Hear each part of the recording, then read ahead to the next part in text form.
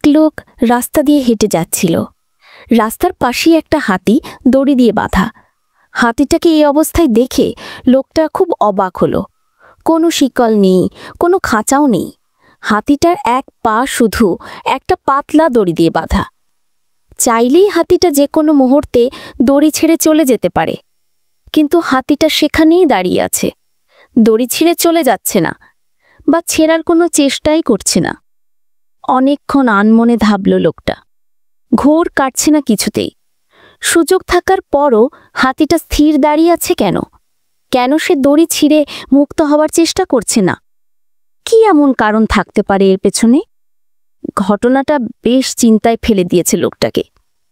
কিছু দূর যাওয়ার পর একজন ট্রেনারের সাথে দেখা হলো তার। সুযোগ থাকার পরও হাতিটা স্থির দাঁড়িয়ে আছে কেন? কেন সে দড়ি ছিঁড়ে মুক্ত হওয়ার চেষ্টা করছে না?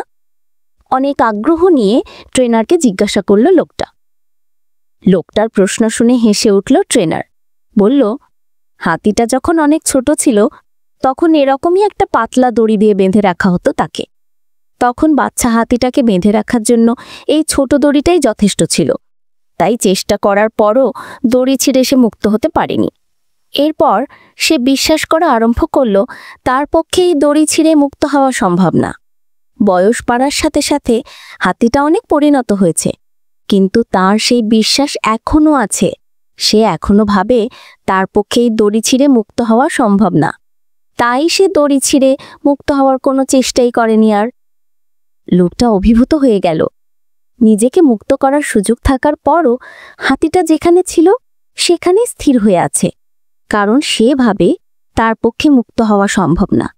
এমনকি সে আর চেষ্টাই করে দেখেনি। ভেবে দেখুন, কোনো কাজে দু একবার ব্যর্থ হয়েছি বলে আমাদের কতজন এই হাতিটার মতো পারব না ভেবে জীবনকে এক জায়গাতেই ঝুলিয়ে রেখেছি? কতজন ভাবছি আমরা অক্ষম, আমাদের পক্ষে কিছু করা সম্ভব না? জীবনের সবচেয়ে বড় বৈশিষ্ট্য হচ্ছে এটা কখনো ফুরিয়ে যায় না। ব্যর্থতা শিক্ষার একটা অংশ। ব্যর্থ হয়েছি বলে কখনই চেষ্টা করা ছেড়ে দেওয়া উচিত না। প্রিয় বন্ধুরা, গল্পটি ভালো লাগলে আমাদের আয়াত ডিজিটাল স্টুডিও চ্যানেলটি লাইক, সাবস্ক্রাইব করে আমাদের সঙ্গে থাকুন। আল্লাহ হাফেজ।